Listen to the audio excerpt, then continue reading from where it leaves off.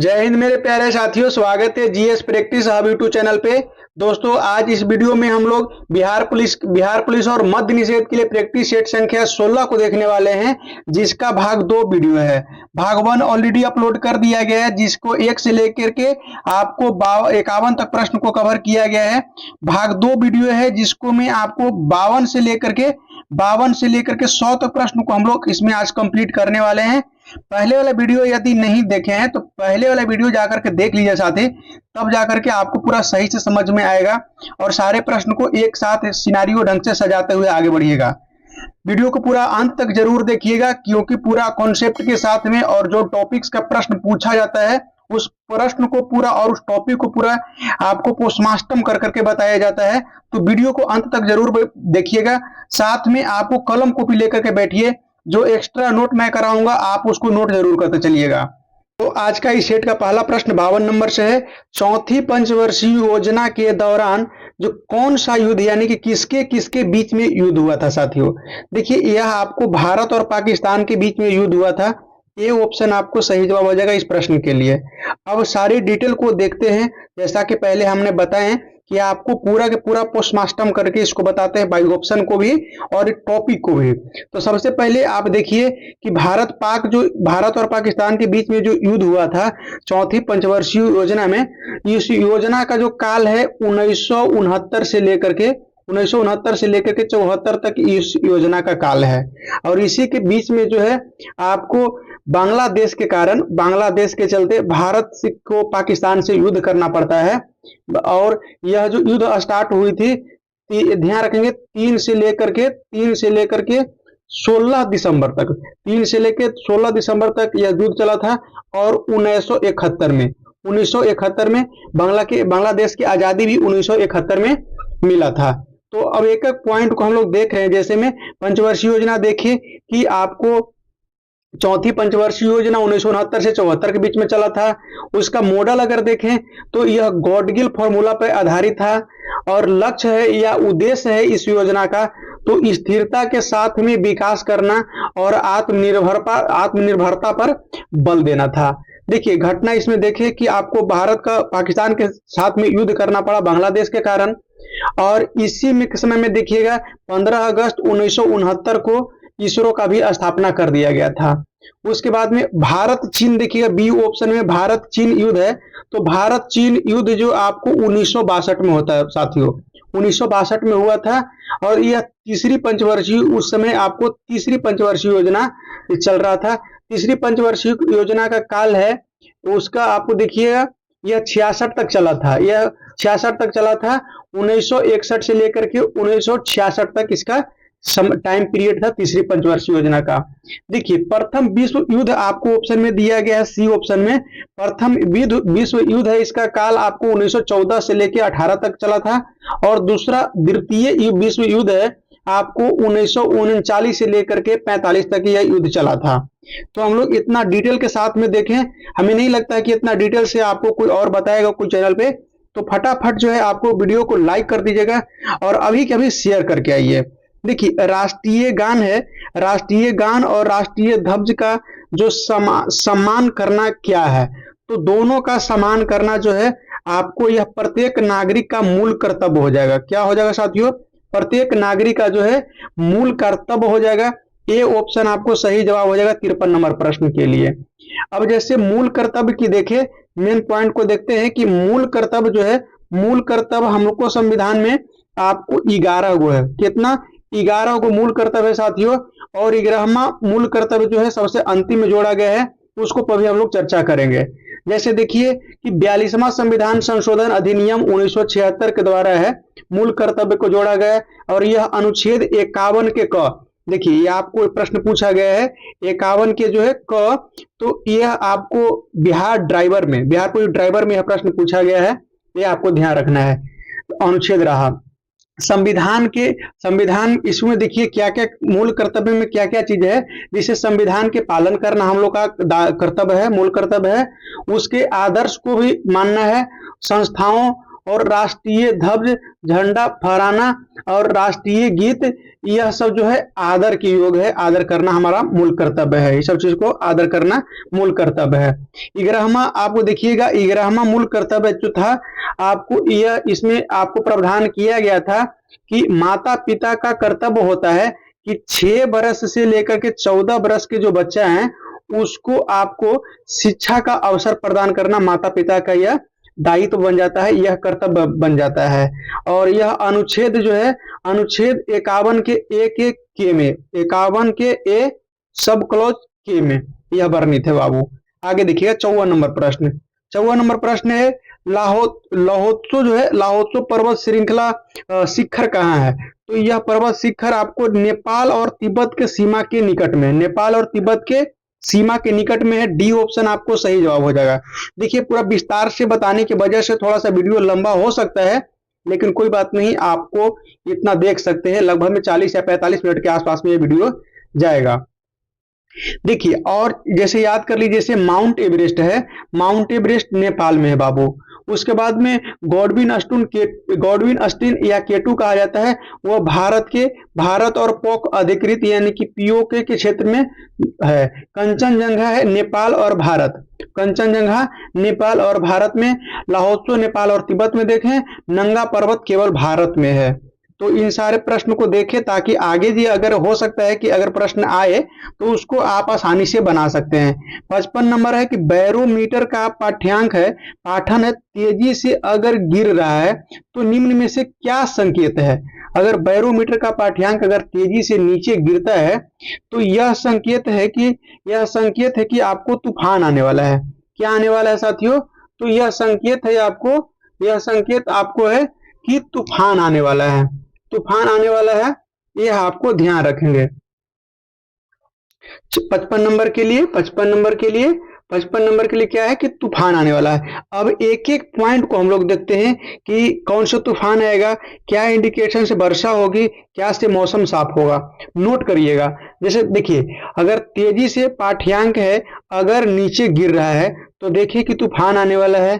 लगातार ऊपर चढ़ रहा है, अगर पाठ्यांक है बैरोमीटर का ऊपर की ओर भाग रहा है और धीरे धीरे लगातार चढ़ रहा है तो मौसम साफ होने का संकेत है साथियों। अगर जो है आपको बैरोमीटर का पाठ्यांक है, आपको पहले गिरता है और फिर धीरे धीरे ऊपर उठता है, पहले गिरता है और फिर धीरे धीरे ऊपर उठता है, तो यह संकेत है कि वर्षा आने का संकेत है। क्या है? तो वर्षा आने का संकेत है बाबू। उसके बाद में और एक चीज नोट कर लीजिएगा, जैसे में हवा में उच्च वायु दाब जो है, हवा का जो उच्च वायु दाब होता है जो क्षेत्र में, उस क्षेत्र से निम्न वायु दाब वाले क्षेत्र में हवा है प्रवाहित होती है, हवा उधर की ओर चलता है, गतिमान हो जाती है। यह एक्स्ट्रा था आपको जो बता दिए। 65 नंबर देखिएगा, सॉरी 56 नंबर है, निम्न में से किसे हजार झील की भूमि कहा जाता है? हजार झीलों की भूमि जो आपको फिनलैंड को कहा जाता है। डी ऑप्शन आपको सही जवाब हो जाएगा। ए ऑप्शन में आपको नॉर्वे दिया गया है साथियों। नॉर्वे को मध्यरात्रि के सूर्य का देश कहा जाता है, यानी कि मध्यरात्रि को सूर्य वहां निकलता है, ये आपको संकेत है नॉर्वे का।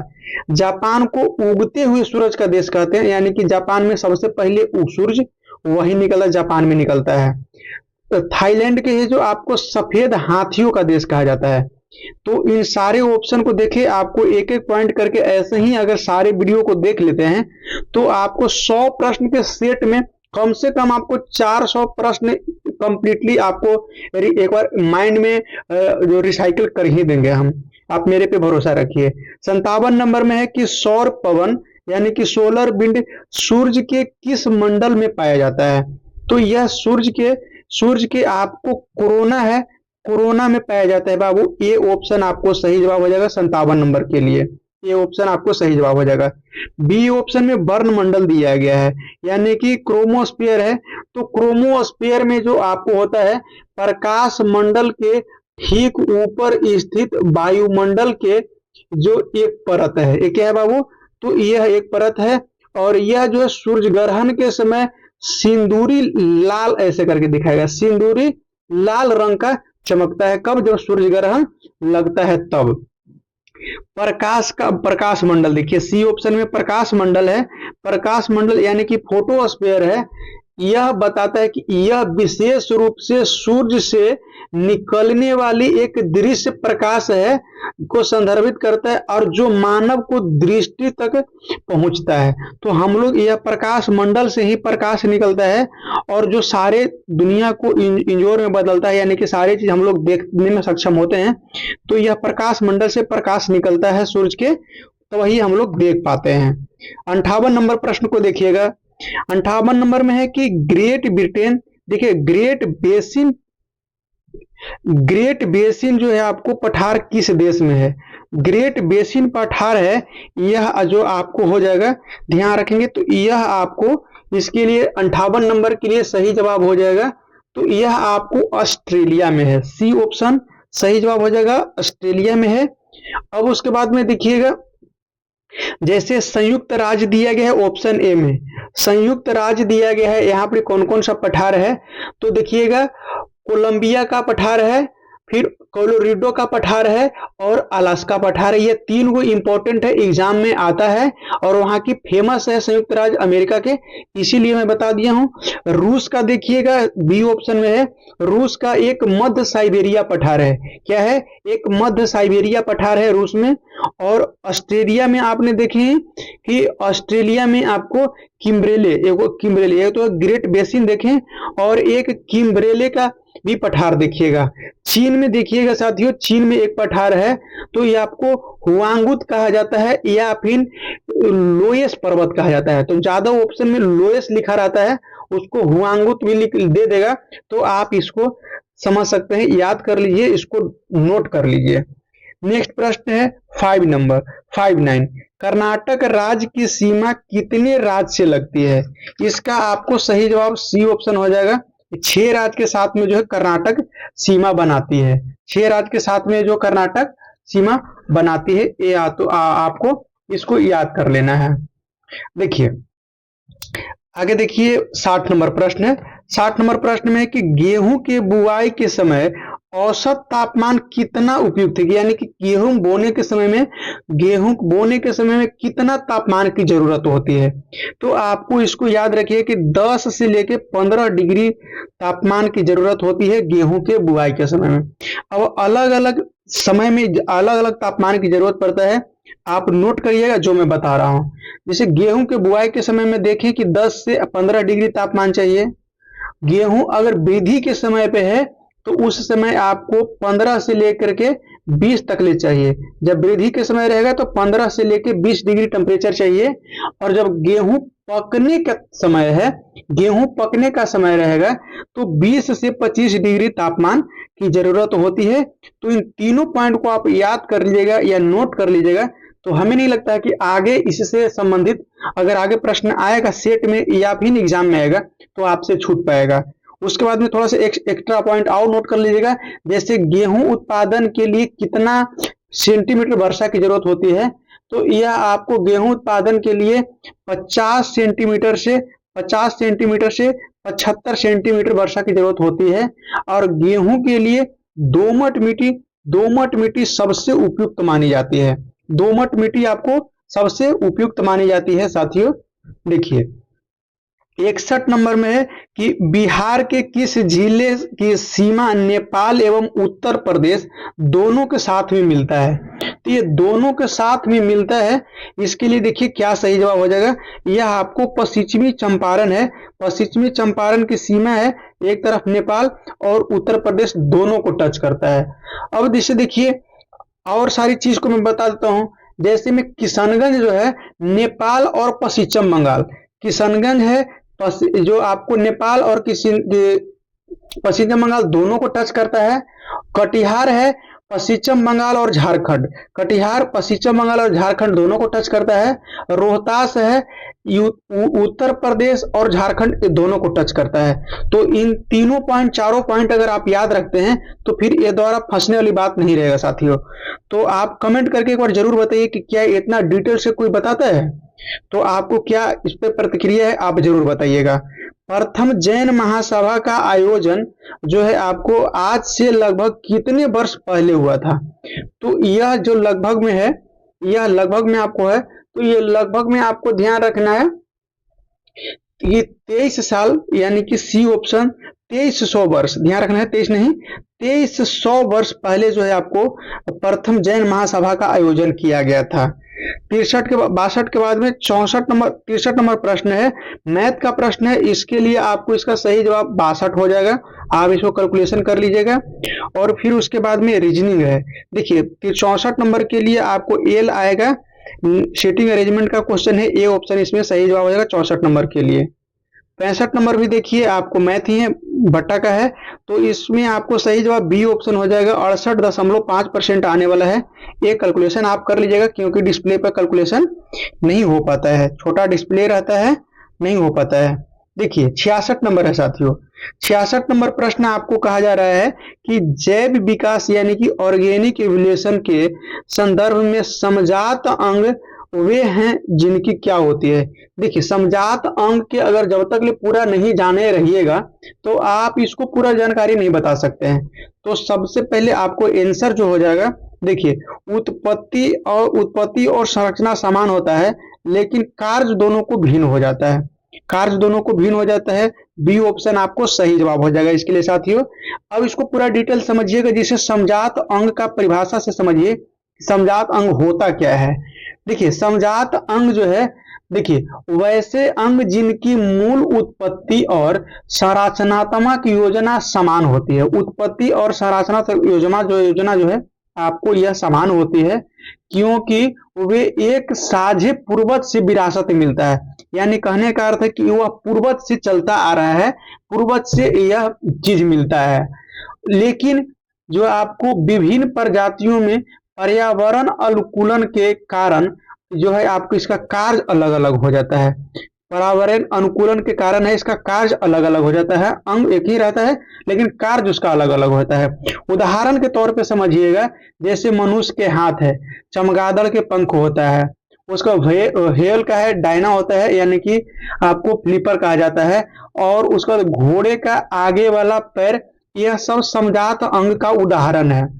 लेकिन इनकी क्या होती है कि इन सभी की हड्डियां क्यों समजात अंग है, तो इन सभी की जो हड्डियां हैं, हड्डियां में जो तत्व है, यह जो मनुष्य में लगा है, जो चमगादड़ में लगा है, जो घोड़े के पैर में है, तो सबकी हड्डियां के तत्व जो एक ही होता है, इसीलिए समान होती है। लेकिन अगर देखें तो यह अलग अलग कार्य करता है। जैसे मनुष्य का हाथ है, यह पकड़ने के लिए काम करता है। अगर वही चमगादड़ की पंख देखे तो उड़ने के लिए काम करता है, और उसके हवेल का पंख देखे तो वह तैरने के लिए काम करता है, और उसका घोड़े का पैर देखिए तो वह दौड़ने के लिए काम करता है। देखिए सब एक ही चीज से बना हुआ है, लेकिन काम अलग अलग कर रहा है। यही समजात अंग का परिभाषा हुआ, जो आपको जो है ये चीज को आपको पकड़ के रखना है। देखिए नेक्स्ट प्रश्न आपको है, नेक्स्ट प्रश्न है 67 नंबर, रेडियो कार्बन डेटिंग का उपयोग किसकी आयु का अनुमान लगाने के लिए किया जाता है। यह प्रश्न कई बार एग्जाम में आया हुआ है, यह आपको हर एग्जाम में लगभग में रिपीटेड मिलेगा। देखिए इसके लिए सही जवाब आपको हो जाएगा कि जीवाश्म और पुरातात्विक अवशेष है, यानी कि कार्बनिक पदार्थ, इसको पता लगाने के लिए, इसको उम्र को पता लगाने के लिए जो है आपको यह कार्बन डेटिंग का प्रयोग किया जाता है, और इसको में C14 कार्बन की जो मात्रा है उसको से यह ज्ञात किया जाता है, ध्यान रखना है। उसके बाद में 68 नंबर प्रश्न है साथियों कि एक जेनर डायोड का उपयोग मुख्य रूप से किस लिए होता है। तो डायोड का प्रयोग है मुख्य रूप से किस लिए किया जाता है। तो देखिए यह जो है वोल्टेज रेगुलेटर के रूप में कार्य किया जाता है, वोल्टेज का रेगुलेटिंग करने का काम करता है आपको डायोड क्या करता है, वोल्टेज को रेगुलेट करता है, कम बेसी नहीं होने देता है, एक बराबर वे में करके वोल्टेज देता है। यही आपको इसका कार्य होता है जेनर डायोड का। अब उसके बाद में देखिएगा जैसे में एक बाद इसके बाद में प्रश्न है कि 6-9 प्रश्न है कि ध्वनि तरंग का वेग किसमें अधिकतम होता है, यानी ध्वनि की तरंग है या किसमें सबसे अधिक वेग करेगी यानी कि संचारित होगी। सी ऑप्शन स्टील में सबसे ज्यादा होगी। देखिए इसका जो है आपको ध्वनि से रिलेटेड पूरा के पूरा पॉइंट आप देख लीजिए कि दोबारा आपको फिर जरूरत नहीं पड़े और ध्वनि से प्रश्न पूछेगा तो आप उसको आसानी से बना पाइएगा। देखिए नोट करिएगा, सबसे पहले आपको जो ध्वनि तरंगे हैं, ध्वनि तरंगे आपको अनुदैर्घ्य तरंग होते हैं साथियों। कैसे? तो अनुदैर्घ्य तरंग है। उसके बाद में देखिएगा कि ध्वनि तरंग को संचरित होने के लिए एक माध्यम की आवश्यकता पड़ती है। अगर माध्यम नहीं रहेगा तो यह ध्वनि संचरित नहीं हो सकता है, क्योंकि माध्यम में जो छोटे छोटे कण होता है ना, ये कण के टकरा करके ही आवाज हम लोग के कान तक पहुंचता है। देखिए यह मुख्य रूप से आपको कण का डिस्टर्ब करता है। जितना ये जो कण है अगर आप बोलते हैं तो यह कण को डिस्टर्ब किया गया, इसके बगल वाला कण इसके बगल वाला कण को डिस्टर्ब करेगा, इसके बगल वाला डिस्टर्ब करेगा, ऐसे ही संचरित होता है। फिर उसके बाद में देखिए निर्वरात में गमन नहीं करता है। निर्वरात में गमन नहीं करता है क्योंकि उसमें जो है आपको उसको में माध्यम नहीं रहता है, यानी कि वो आपको निर्वरात बिल्कुल वायु रहता ही नहीं है, तो वायु रहेगा ही तो आपको गमन करेगा ही नहीं। उसके बाद में देखिएगा जैसे में आपको विशेष रूप से अगर देखा जाए तो माध्यम की प्रत्यास्थता पर भी ध्वनि के जो आपको तरंग निर्भर करेगा और माध्यम के घनत्व पर भी निर्भर करेगा। जैसे आप देखिएगा बादर के समय में है उस समय अलग आवाज रहती है, उसके बाद में बैसाख के समय आएगी, धूपा के समय आएगी तो उस समय टोन अलग बदल जाएगी। तो यह जो है आपको घनत्व पे और माध्यम के प्रत्यास्थता दोनों पे निर्भर करता है। एक पॉइंट और याद रखिएगा, जैसे में आपको ठोस है, ठोस में सबसे अधिक ध्वनि संचरित होती है, उसके बाद में आपको द्रव में होती है और उससे कम जो है गैस में होती है, उससे कम है जो आपको गैस में होता है। यानी ठोस में सबसे अधिक और गैस में सबसे कम संचरित होती है ध्वनि। 70 नंबर प्रश्न है राष्ट्रीय डेयरी अनुसंधान संस्थान यानी कि एनडीआरआई कहाँ स्थापित है? तो यह आपको करनाल हरियाणा में है। राष्ट्रीय डेयरी अनुसंधान संस्थान हरियाणा में है। अब देखिएगा हरियाणा में है, यह आपको कभी प्रश्न पूछ देगा। देखिए क्या इसको पॉइंट याद रखिए, जैसे पहले जो था, पहले आपको एनडीआरआई का जो है स्थापना 1923 में हुआ था, 1923 में हुआ था और उस समय बेंगलुरु में यह जगह था, बेंगलुरु में हुआ था और उस समय इसका नाम था imperial institute of animal husbandry and dairying, उस समय इसका नाम था। अब इसको क्या किया गया, इसको क्या किया गया कि इसको स्थापना 1955 के समय आता है और वहां इसमें जो है आपको करनाल ला दिया गया, करनाल हरियाणा में ला दिया गया इसको हेडक्वार्टर को, और उसके बाद में नाम दे दिया गया राष्ट्रीय डेयरी अनुसंधान संस्थान, इसका नाम कर दिया गया। उसके बाद में देखिएगा, उसके बाद में आपको हिसार है, हिसार आपको दिया गया, देख रहे हैं कि सबसे पहले आनंदपुर को देख लीजिए। आनंद है जो ना, आनंद गुजरात में स्थान है और यह जो है आपको दूध की राजधानी भी कहा जाता है, आनंद को दूध की राजधानी भी कहा जाता है। और यहाँ ही से आपको अमूल है, अमूल और राष्ट्रीय डेयरी विकास बोर्ड का, ये तीनों पॉइंट जो है आपको आनंद गुजरात से ही संबंधी है। हिसार आपको सी ऑप्शन में दिया गया है, हिसार का है, हिसार हरियाणा में। देखिए कृषि और पशु विज्ञान अनुसंधान केंद्र है, कृषि एंड पशु विज्ञान अनुसंधान केंद्र है साथियों। नेक्स्ट प्रश्न देखिएगा 71 नंबर है, 71 नंबर है कि बिलियनों के जो अणुओं का अनुसंख्यक गुण है यह किस पर निर्भर करता है? तो यह अनुसंख्यक जो गुण है यह आपको निर्भर करेगा, यह आपको बिलियन के कण के संख्या पर निर्भर करने वाला है। बिलियन में जो कण है उसकी संख्या पर निर्भर करने वाला है। बी ऑप्शन आपको सही जवाब हो जाएगा इस प्रश्न के लिए। 72 नंबर प्रश्न है, 72 नंबर में कि लुईस अम्ल वह पदार्थ है। देखिए लुईस अम्ल कैसा पदार्थ है बाबू? लुईस अम्ल जो है आपको यह जो है देखिए इलेक्ट्रॉन युग्म ग्रहण करता है। लुईस अम्ल क्या है? इलेक्ट्रॉन युग्म को ग्रहण करता है। डी ऑप्शन आपको सही जवाब हो जाएगा। उसके बाद में देखिए 73 नंबर प्रश्न है कि भारत द्वारा संचालित जो आपको नाविक क्या है? तो यह आपको नाविक जो है एक स्वतंत्र क्षेत्रीय नौवाहन उपग्रह प्रणाली है, यानी कि independent regional navigation satellite system है। यानी कि आपको सी ऑप्शन सही जवाब हो जाएगा, ये आपको नोट कर लीजिएगा। 74 नंबर प्रश्न देखिए, 74 नंबर में दिया गया है कि सेलुलोज किसका बहुलक है। सेलुलोज है आपको यह ग्लूकोज, ग्लूकोज का यह बहुलक होता है, यानी बी ऑप्शन आपको सही जवाब हो जाएगा 74 नंबर के लिए। 75 नंबर प्रश्न है कि ईस्टर, ईस्टर जो है ईस्टर का समूह क्या है।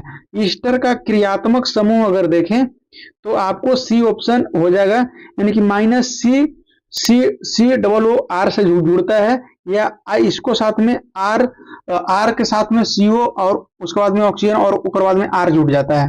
तो मुख्य रूप से आपको सी डबल ओ आर के साथ में जुड़ता है, तो यह आपको ईस्टर की क्रियात्मक समूह हो गया। अगर यही चीज को और देखिए, जैसे में OH है, OH साथियों ये ऑप्शन में OH है, OH जुड़ता है तो यह आपको हाइड्रोक्सिल समूह में आता है, हाइड्रोक्सिल समूह में आता है, और जो अल्कोहल और फिनॉल की विशेषता को यह व्याख्या करता है। CHO देखिए आपको डी ऑप्शन में माइनस CHO के साथ में अगर जुड़ता है तो यह एल्डिहाइड समूह के तत्व आता है, एल्डिहाइड समूह। तो इन सारे चीज को नोट आपने कर लेना है, ताकि आपको आगे जो एग्जाम आएगा उसको बढ़िया से बेहतर तरीका से और एकदम ऐसा तैयारी करिए कि इसके बाद दोबारा तैयारी करने की जरूरत नहीं पड़े। इस बार रिजल्ट आपको कंफर्म लेना है तो लेना है। देखिए मध्य निषेध का एग्जाम भी आपको घोषित हो गया है, लेकिन उसका नोटिफिकेशन थोड़ा सा सस्पेंस है, नहीं लग रहा है कि ओरिजिनल है, इसीलिए हम आपको नहीं बताए हैं इस पे। जैसे ही आपको सही लगने लगे या सही नोटिफिकेशन आ जाता है तो आपको इसका जानकारी दे दिया जाएगा, लेकिन ज्यादा टाइम नहीं लगेगा, नजदीक 2 या 3 महीना के अंदर में एग्जाम हो जाएगी। निम्नलिखित में से कौन सा कण सबसे अधिक भेदन क्षमता होता है। तो सबसे अधिक भेदन क्षमता है आपको गामा के होगा, सबसे अधिक गामा के होगा, ध्यान रखेंगे गामा के सबसे अधिक होता है, याद रखिए गामा मारेगा, गामा मारेगा। तो सबसे अधिक आपको गामा के होता है, गामा से कम है आपको बीटा के होता है, बीटा से कम है अल्फा के होता है। देखिए ये आपको सिनारियो याद रखिएगा। जैसे में आपको गामा किरण का शक्ति इतना है कि यह आपको शरीर को इस तरफ से उस तरफ भेद करके पार हो सकता है, लेकिन वही ईंटा के या फिर कंक्रीट के बनी हुई दीवार को यह पार नहीं हो सकता है। बीटा वाला है, बीटा वाला एल्युमिनियम के तार को नहीं पार कर सकता, एल्युमिनियम का जो परत रहता है एल्युमिनियम के सीट को ही नहीं पार कर सकता है, और अल्फा कण है कागज के पन्ने को पार नहीं कर सकते, इतना इसका कम भेदन क्षमता होता है। आगे देखिएगा 76 के बाद में 77 नंबर प्रश्न देखिए, 77 नंबर प्रश्न, हाँ 77 नंबर प्रश्न है। वीडियो को जो आपको एक बार शेयर जरूर कर दीजिएगा, वीडियो को शेयर कर दीजिएगा, और अंत में एक प्यारा सा कमेंट जरूर लिख दीजिएगा जो आपको हिसाब से बढ़िया लगे। जो आप लोग के लिए इतना मेहनत कर रहे हैं उसके प्रतिफल में आप किस प्रकार कमेंट सजेशन देते हैं वो आपके ऊपर निर्भर है, तो जरूर अपना सजेशन दीजिएगा। देखिए 77 नंबर में है कि फायरवॉल का उपयोग कंप्यूटर नेटवर्क में किसके लिए किया जाता है।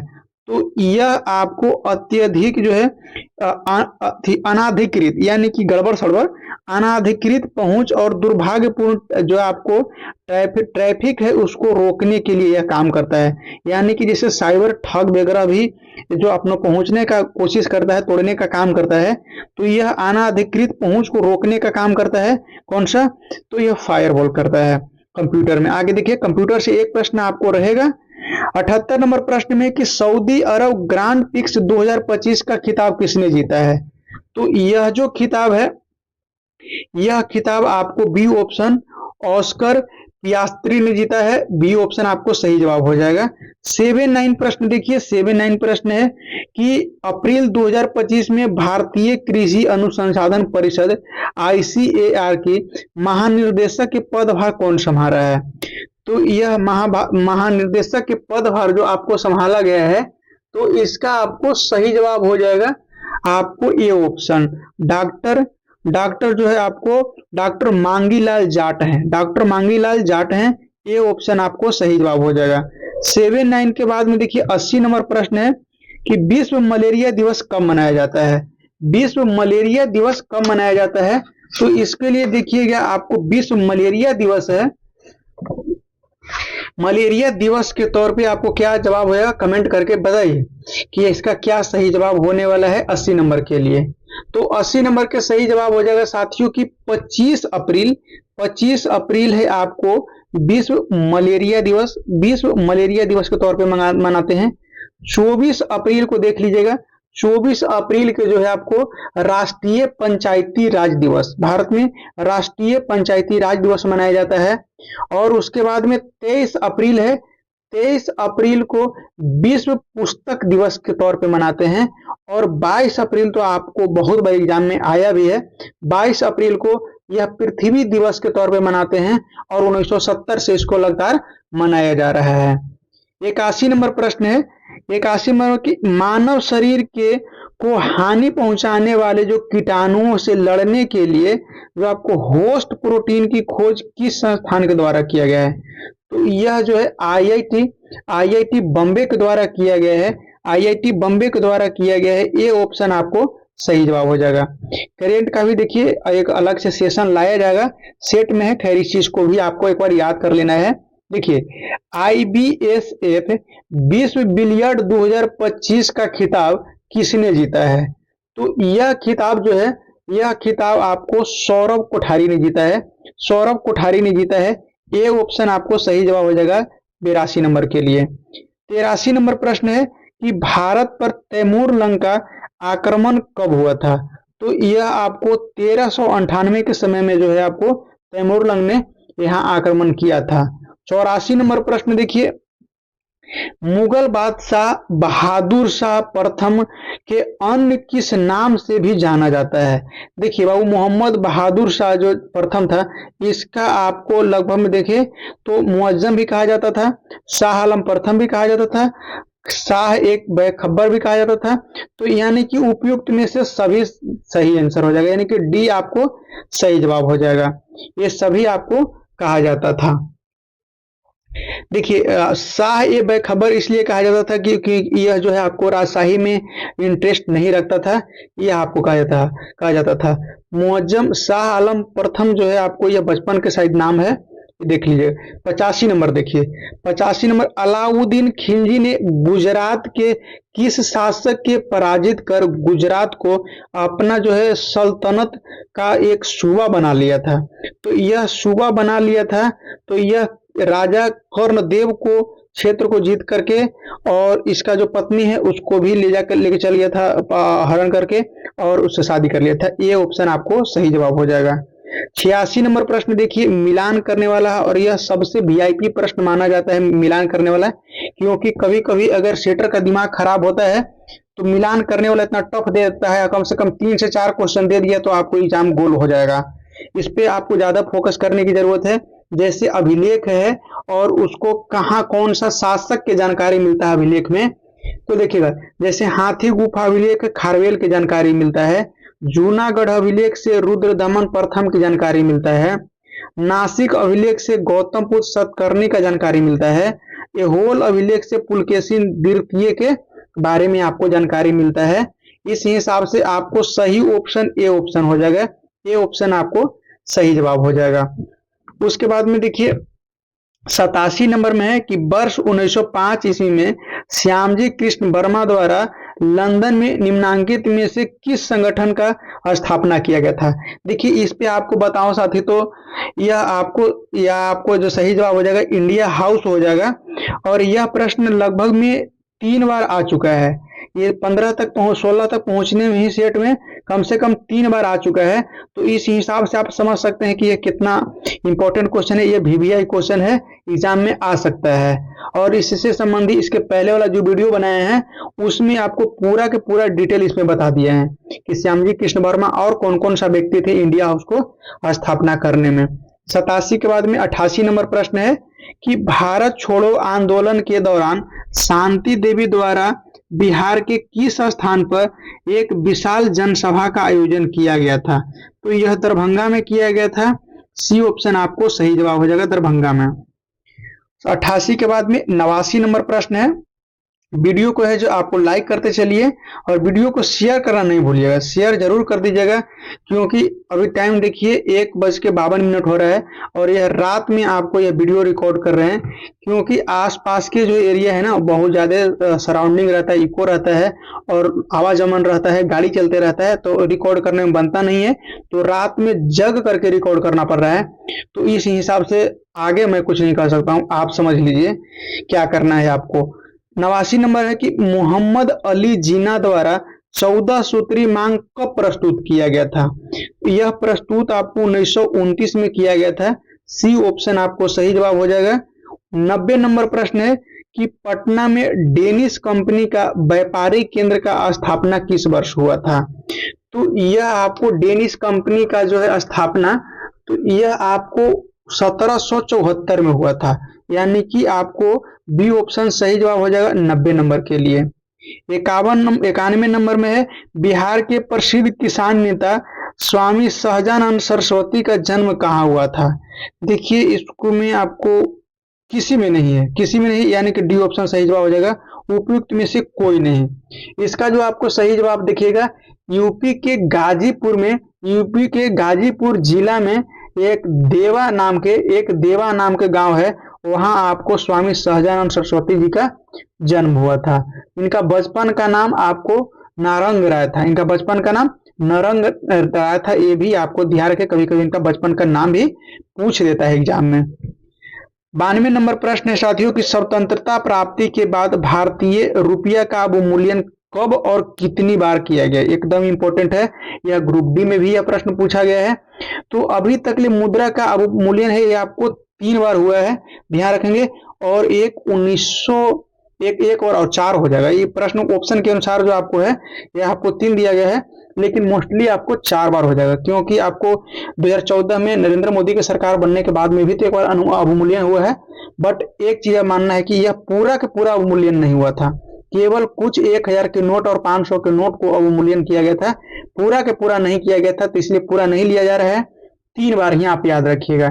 जैसे में 1949 में आपको प्रथम बार हुआ था, दूसरा में 1966 में हुआ था, और तीसरा में 1991 में हुआ था, चौथा में आपको 19 के आसपास में हुआ है, 14 के बाद में हुआ है, लेकिन यह पूरा नहीं माना जा सकता क्योंकि पूरा का अवमूल्यन नहीं किया गया था साथियों।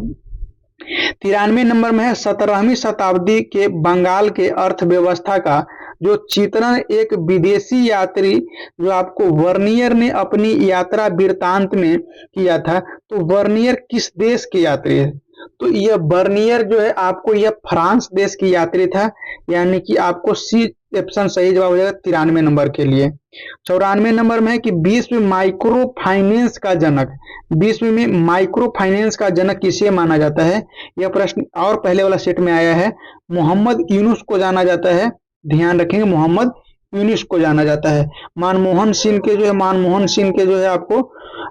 सिंह के आज यही कम्युनिटी पोस्ट में पोस्ट किए हैं, वो प्रश्न को पहले जाकर पोल करिएगा, तब हम आपको बताएंगे, पोल करिएगा आपको समझ में आ जाएगा। 94 के बाद में 95 नंबर प्रश्न है। 95 नंबर में देखिए मैथ है, मैथ में आपको इसका क्या आंसर होगा?